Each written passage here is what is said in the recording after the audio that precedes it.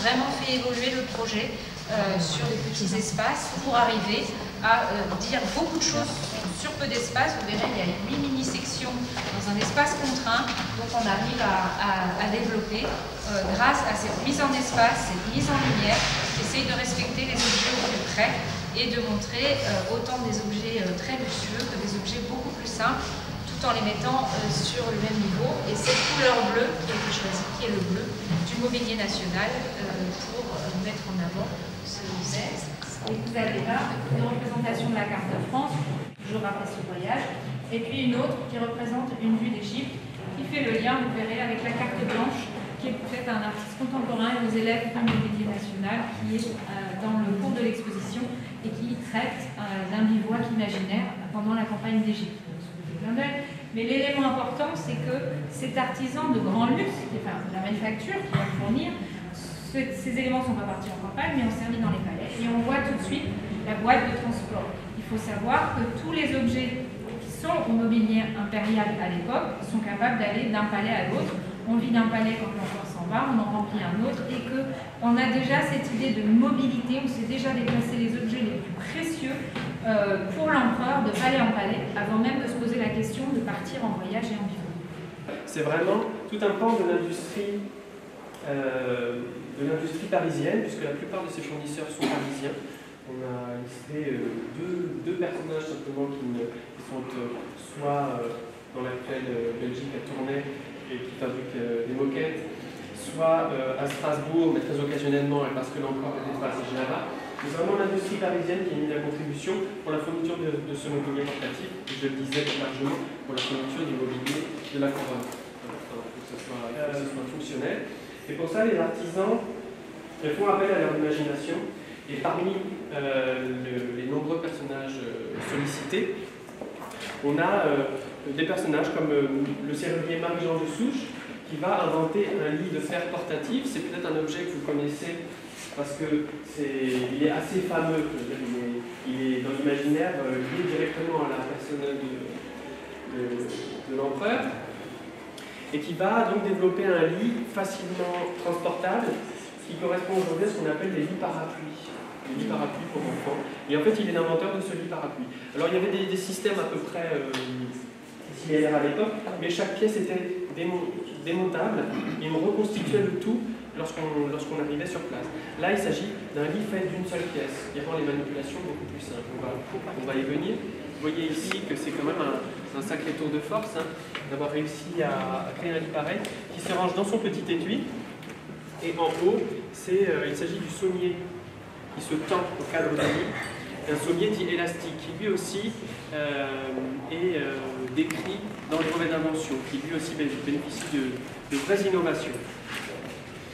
Il faut dire que ce lit est vraiment attaché à la personne de l'empereur, plutôt que l'empereur y est vraiment attaché. Il s'en est jamais séparé, à partir du moment où il est adopté sous le consulat, semble-t-il, jusqu'à sa mort, l'île de Sainte-Hélène, où il meurt sur un lit de ce modèle, un lit de Souche, du serrurier de Souche. Un lit qu'il a suivi sur tous ses champs de bataille, et même dans ses palais, où il fait adapter l'objet aux besoins des palais. À Fontainebleau, il y a un exemplaire paré d'une superbe d'aide-lit, et c'est un objet qu'il fait adapter pour la famille impériale. Et donc Marie-Louise, l'impératrice Marie-Louise, mais aussi leur enfant, le roi de Rome, bénéficieront des adaptations, des déclinaisons de ce modèle en fer, qui à première vue ne semble pas destiné à une famille impériale, qui pourtant le sera.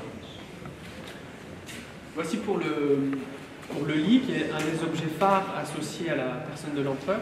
Je pense que l'autre objet phare, on ne l'a pas caché, c'est la tente.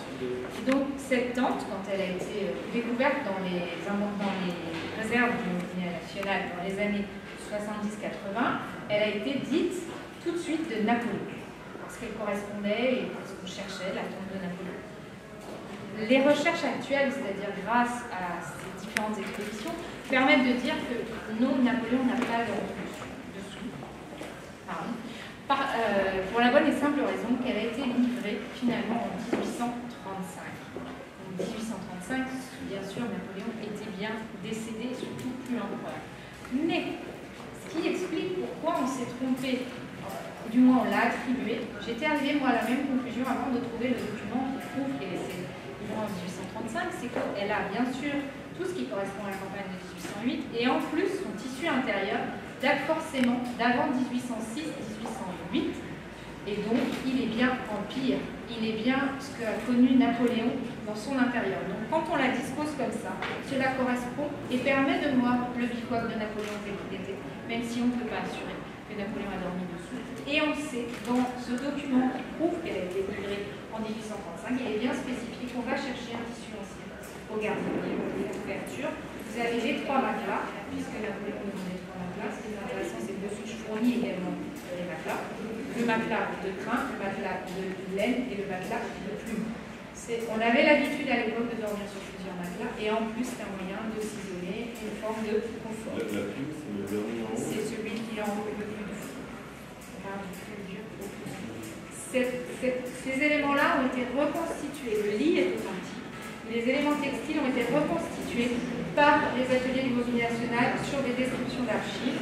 Et ce qui est intéressant de savoir, c'est quand on a lu les descriptions avec Justin, on n'arrivait pas trop à comprendre comment fonctionnait, comment imaginer le débris. Bon, tout le monde sait ce que c'est qu'un débris. Et les 3 matelas, on ne comprenait pas. Et on a donné ça au tapissier du Mobilier National, l'atelier qui est présenté juste derrière, l'atelier tapisserie décor, et de Philippe Bénard, atelier tapisserie d'ameublement. Et en 2 minutes, ils avaient fait le plan et ils avaient trouvé exactement, grâce au poids, de la laine, ce que ça allait donner. Et ils avaient construit dans leur tête ce que ça allait donner. Et après, quand on a mis les éléments textiles anciens en tête et pied de lit, ça tombait exactement. Donc les techniciens avaient compris tout de suite et ils étaient les seuls à pouvoir lire les archives. Donc, les historiens ont besoin des techniciens, on ne le dit pas assez. Et c'est la richesse du Mobilier National d'avoir ces métiers sous la main. Et dès qu'on a une question technique, on va les voir et on se dit mais dites-moi, ça correspond à quoi? Et la tente, c'est pareil. On ne comprenait pas forcément comment elle se montait, comment elle avait été cousue, comment les tapissiers avaient travaillé à l'époque. Grâce à la restauration faite et en plus à celle qui a été faite à l'identique dans ce même atelier, on a pu décortiquer l'objet et on l'a compris et découvert comme jamais ça n'avait existé grâce à cette entente entre la recherche historique et les ateliers.